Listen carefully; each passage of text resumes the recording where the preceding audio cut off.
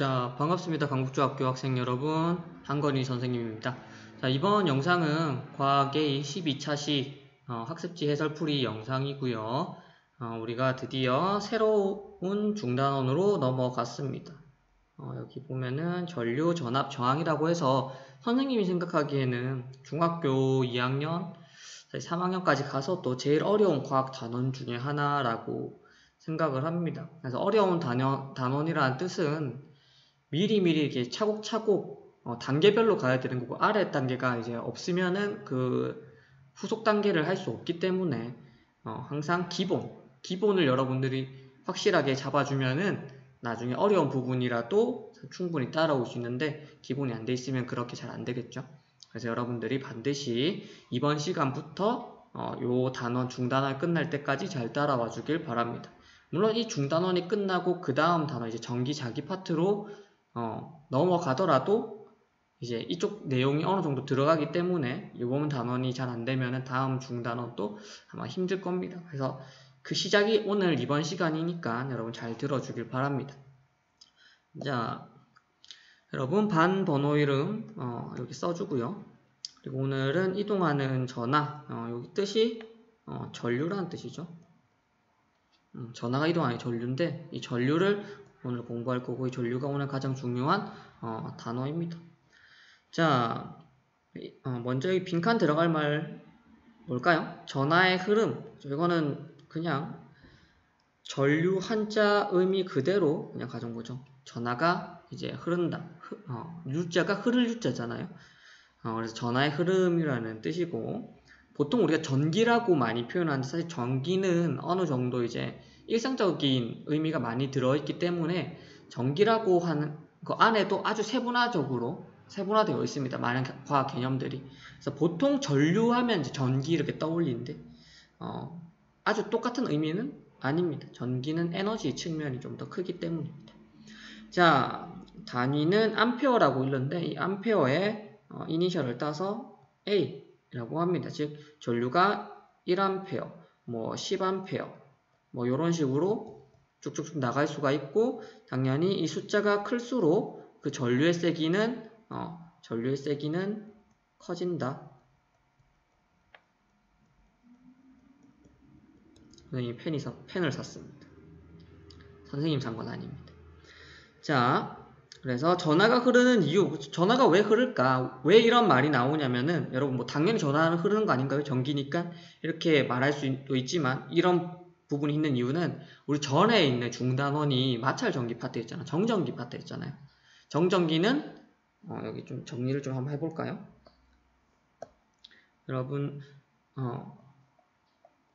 정전기 의미 그대로 하면은 우리가 그 손잡이 딱 잡았을 때 아따가 그것도 정전기라 하지만 사실 그 의미는 정지에 있는 전기라는 뜻이거든요.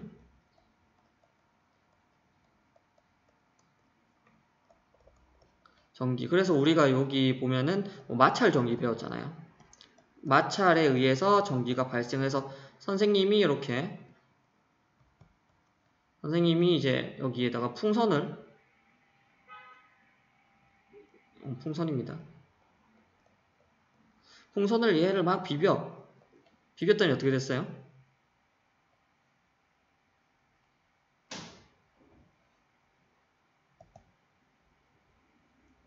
머리카락이 이렇게 막 섰잖아요. 이렇게 머리카락 같나요?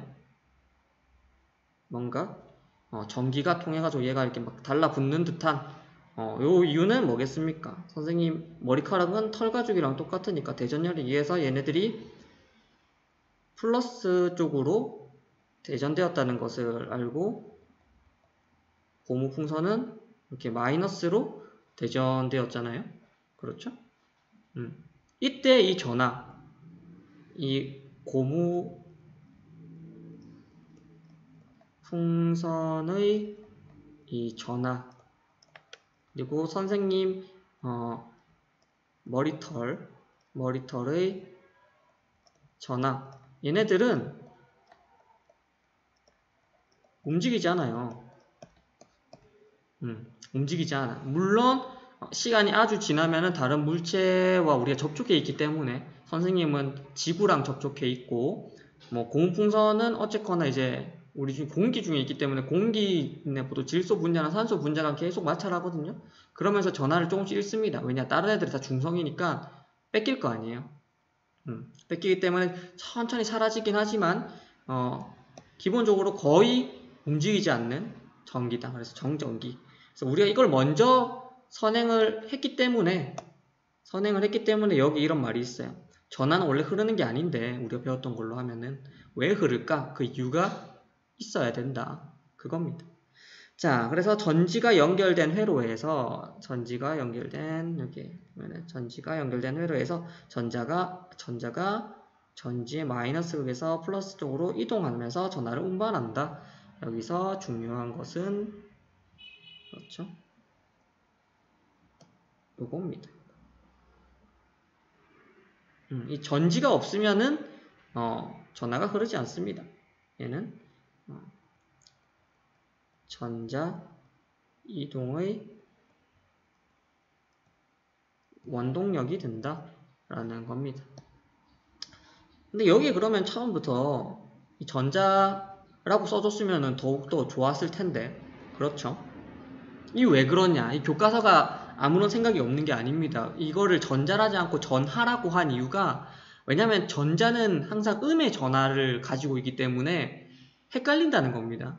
전류는 양의 전하의 흐름이고 전자 자체는 음의 성질인 음의 전하를 가지고 있기 때문에 여러분들이 플러스 마이너스 이거 헷갈릴까봐 굳이 전자라고 하지 않고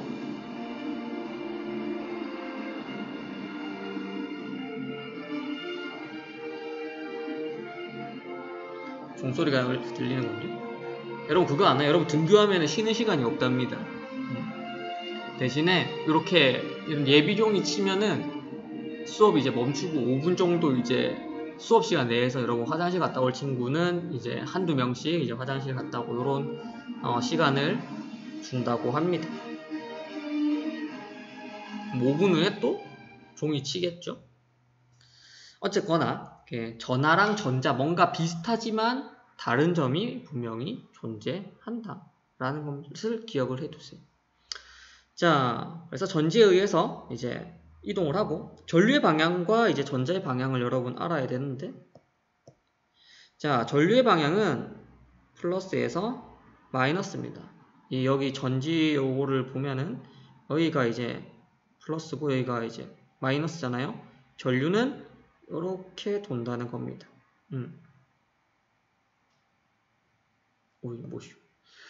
그런데 전자는 반대예요. 마이너스에서 플러스. 그래서 요거 두 개가 서로 반대 방향이다 라는 것을 기억을 해 두세요.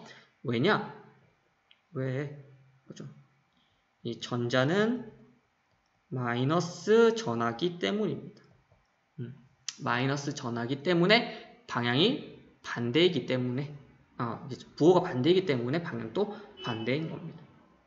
옛날 과학자들이 이 전자의 존재를 몰랐기 때문에 그냥 전류의 이동이 사실 양전하의 이동이라고 생각을 했는데, 사실 양전하를 가지고 있는 입자는 뭐예요? 기억나나요? 1단원에서 배운 건데 원자핵이죠. 원자핵은 이동한다 안 한다? 안 한다. 원자핵이 이동하는 것은 물질 자체가 움직이는 건데 전선 자체가 움직이는 건 아니잖아요. 그렇죠? 전선 자체가 움직이는 것이 아니기 때문에 원자핵은 당연히 이동하지 않고 양전하도 이동하지 않는다.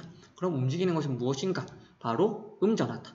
음전하가 반대 방향으로 돌기 때문에 반대는 마이너스잖아요. 그리고 전하 자체도 마이너스가 마이너스, 플러스가 된다. 그래서 전류가 플러스다. 이런 의미입니다. 자, 그래서 요거를 볼게요. 요거 좀 중요한데, 여러분 전선은 보통 금속으로 만듭니다. 자, 금속 안에는 이렇게 전자가 조금 더 자유롭게 움직일 수 있습니다. 원자핵은 고정되어 있지만 전자는 자유롭게 움직입니다. 그래서 얘네들을 전자라고도 하는데요. 금속의 특징입니다. 그래서 전기가 통하는 거예요. 전자가 이동할 수 있으니까. 자, 일단은 스위치가 열렸다. 스위치가 열렸다라는 것은 그렇죠. 전지가 제 기능을 못한다는 뜻이죠. 전지가 기능을 할 수가 없습니다. 펌프질을 아무리 해봤자 연결되어 있지 않기 때문에 물이 돌 수 없는 겁니다. 자, 이럴 때는 전자가 움직이지 않는가? 보통 움직이지 않는다고 생각을 합니다. 그런데 그게 아니라는 거예요. 움직입니다.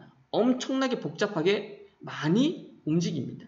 그런데 선생님 왜 우리는 감전되지 않는 거죠? 그 이유는 얘네들이 불규칙적으로 움직이기 때문이에요. 자, 오른쪽으로 가는 전자의 양만큼 왼쪽으로 가는 전자의 양도 똑같기 때문에 거의 비슷해요. 얘네들 수가 엄청나기 때문에 이 통계상 오른쪽 가는 거나 왼쪽 가는 거나 위로 가는 거나 아래로 가는 거나 통계를 내보면은 결국엔 플러스 마이너스 0 이렇게 볼 수가 있습니다. 그래서 우리는 어떠한 전하의 이동도 느끼지 못하는 겁니다. 자, 그런데요. 스위치를 딱 닫게 하면은 이때부터는 이제 전지가 제 기능을 할 수가 있습니다. 그러면서 한쪽 방향으로 일사불란하게 착착착착 움직이는 거예요. 전자 하나가 가지고 있는 전하량은 엄청 작지만 얘네들이 엄청나게 무수히도 많이 있기 때문에 얘네들이 쌓이니까 엄청나게 강한 전류가 있는 것처럼 느껴집니다. 그래서 일정한 방향이다 라는 거고요. 그럼 전류는 당연히 불규칙적인 움직임일 때 흐르지 않음, 그리고 전자의 움직임 일정한 방향일 때 흐름, 이렇게 보면은 되겠습니다. 그래서 여기서 이제 여러분 기억을 해야 되는 것은 전류가 흐르지 않는다. 전류가 흐르지 않는다라는 것은요, 전자가 이동하지 않는다? 맞나요? 않는다? 아닙니다. 불규칙적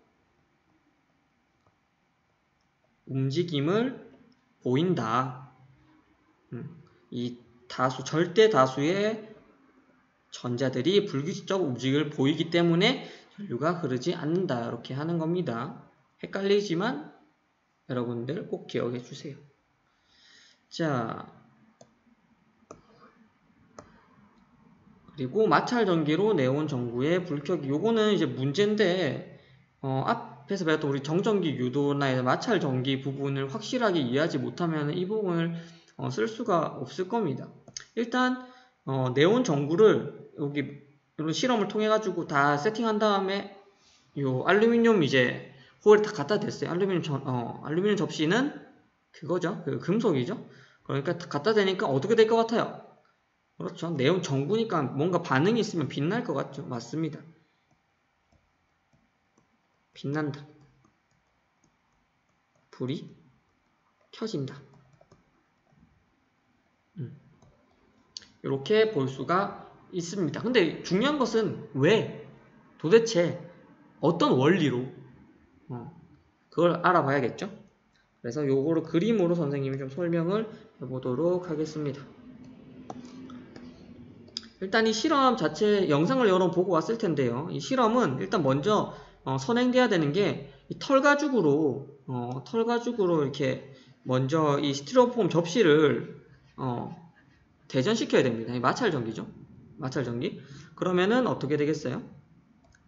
이 털가죽은 플러스, 그리고 여기 스티로폼 접시는 마이너스, 이렇게 됩니다. 선생님 이거 어떻게 알아요? 스티로폼 접시가 이게 스티로폼 접시가 이 전자를 얻기 쉬운 성질인 건 어떻게 아나요? 외워야 됩니다. 어쩔 수 없어요.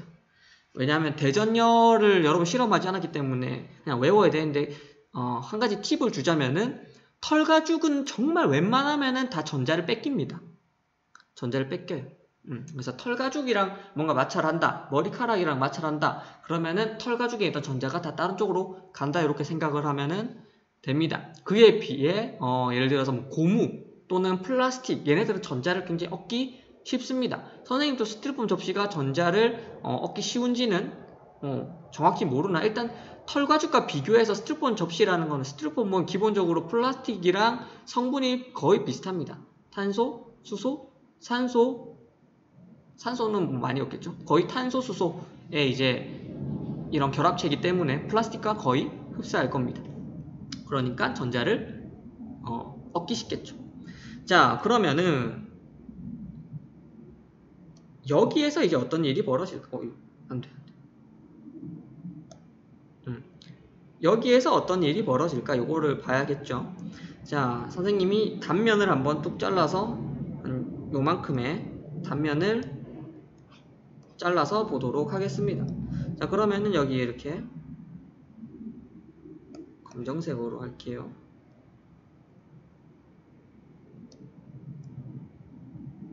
요게 선생님이 지금 스티로폼 접시를, 이거는 스티로, 그리고 그 위에 요거는 은바, 알루미늄이죠. 알루미늄. 이렇게 될 건데, 스티로폼은 기본적으로 지금 마이너스로 대전되어 있습니다. 자, 알루미늄은 전기가 통하기 때문에 여기 있던 전자들이 이렇게 이동을 할 수가 있겠죠. 그럼 이쪽에 이렇게 전자들이 개수가 좀 더 많이 늘어났을 겁니다. 그렇죠? 그러니까 여기 있던 전자들이 이제 많이 늘어났으니까 여기 있던 애들이 이렇게 슉 이동을 할 수 있겠죠. 어디로? 이 네온 전구 쪽으로. 그러면서 순간적으로 보통 LED가 이렇게 생겼는데 전자가 들어가면서 이렇게 슝 한 바퀴 돌고 올 때 여기에서 이제 불빛이 난다라는 거죠. 이렇게. 불빛이 난다. 그러면은 당연히 이 실험 방법을 통하면은 이 전자가 전부 다 이제 한 바퀴 돌고 나면은 다 날아가겠죠. 그러면은 더 이상 불이 켜지지 않고 얘네들은 이제 어느 정도 불이 꺼집니다. 그래서 실험을 선생님이 직접 찍어서 올리려고 했는데 이게 밝기가 일단 그렇게 강하지 않고 이게 지속력이 그렇게 오래 가잖아요. 금방 딱 반짝하고 꺼지거든요. 선생님 카메라로 담기가 좀 너무 힘들어서 잘 안 보이더라고요. 그래서 선생님이 이 영상은 찍지 않았습니다. 자, 그래서 이렇게 이런 원리가 있다라는 것을 여러분 기억을 해 두면 되고요. 그래서 그 까닭을 뭐 굳이 설명을 하자면은 스티로폼 접시에 대전된 전자, 음의 전하죠. 음전하가 알루미늄 접시 표면으로 유도되었기 때문에 이렇게 말을 하면은 되겠습니다. 직접 실험을 해보면 더 좋았을 텐데 아쉽습니다. 자, 이제 전류를 공부했는데 이 전류만큼도 중요한 게 바로 전압이라는 개념입니다. 이 전압은 바로 전류를 흐르게 하는 능력이고요. 보통 이 전압은 전지가 가지고 있습니다. 전지가 가지고 있는 게 전압입니다. 그래서 전지는 몇 볼트? 1.5V, 9V 또는 뭐 220V 이런 말을 많이 들어봤을 텐데요. 이거는 전류를 흐르게 하는 능력입니다. 전류 자체가 아니라 당연히 이 능력이 강하면 더 센 전류가 흐르겠죠. 그래서 보통 전압이 높으면 전류도 비례해서 커집니다. 그래서 상관관계가 존재한다라는 것을 기억해주고 볼트는 앞에 이니셜을 따서 V라고 써줍니다. 그래서 뭐 1.5V, 뭐 9V, 220V 우리가 보통 그 가정에서 쓰는 게 220V죠. 그래서 그 100만 볼트는 사실 엄청나게 강한 고전압입니다, 여러분. 맞으면 살 수가 없습니다. 자, 물의 흐름과 전기 회로. 요거는 비유인데요. 어디까지나 요거는 비유이기 때문에 여러분들 이 눈에 보이지 않는 이 전기라는 이 개념을 이해하는데 도움이 되기도 하지만 똑같지 않다라는 것을 여러분 꼭 기억을 해주세요. 다른 부분도 많습니다. 부분도 많은. 그래서 무조건적으로 이 흐름과 뭐 물레방 요거로 모든 걸 이해할 수 있을 거라고 생각을 하면은 안 됩니다. 일단 똑같은 점, 상당히 흡사한 점도 많은데 그거 먼저 알아보도록 하겠습니다. 일단 물이 흐르는 것처럼 이 전자도 흐르는데요. 여기서 일단 차이점이 있어요. 실제로 흐르는 것과 전류의 방향이 반대입니다. 여기서는 이 물의 흐름, 이건 전하의 흐름이니까 전류 이렇게 보는데 여기서 바로 다른 거죠. 전자는 거꾸로 돕니다. 일단은 전류는 흐르는 물에 해당한다. 전류는 흐르는 물에 해당한다.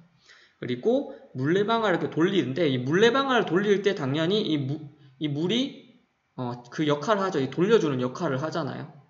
이걸 저항이라고 하는데 물레방아가 없었으면 물이 더욱더 빠르게 탁 떨어졌을 텐데 물레방아를 돌리는 이 역할 때문에 한번 이 충격을 탁 흡수하고 툭 떨어지는 거죠. 대신에 물레방아가 이게 돌아가고 이런 것처럼 전자가 이 전구라고 하는 이 보통 백열 전구는 필라멘트인데 이 필라멘트를 이제 통과할 때 방해를 많이 받습니다. 저항받는다고 하는데 저항을 많이 받으면서 열이 발생해요.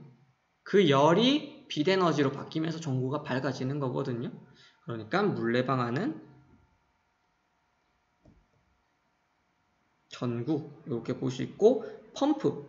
자, 물도 같은 곳에서 계속 돌 수가 없잖아요. 요거는 비교하기 좋게 진짜로 이제 높낮이 차이를 만들어 줬는데 그냥 이런 둥근 곳이 그냥 평면이라 생각해 보세요. 요것도 3번 파도를 탁 해줘도 시간 지나면은 잠잠해지잖아요. 이걸 계속 돌리려면은 어떤 특별한 외력이 필요합니다. 이게 물의 흐름에서는 펌프고요. 이 전류에서는 전지가 되겠죠. 그래서 플러스에서 마이너스로 이렇게 쭉 갈 수 있도록 끊임없이 그 역할을 해줘. 자, 그러면은 여러분 건전지는 여러분도 알다시피 수명이 있기 때문에 오래 쓰면은 더 이상 전류를 생성 못합니다. 그렇죠? 이걸 다 써버린 거예요. 에너지를 전부 다 써버린 거죠. 그래서 그런 점도 여러분들이 기억을 해주면 됩니다. 그것은 마이너스에 있던 전자가 전부 다 플러스 쪽으로 가서 마이너스든 플러스든 이 전자의 양이 같아지면은 더 이상 나올 이유가 없죠.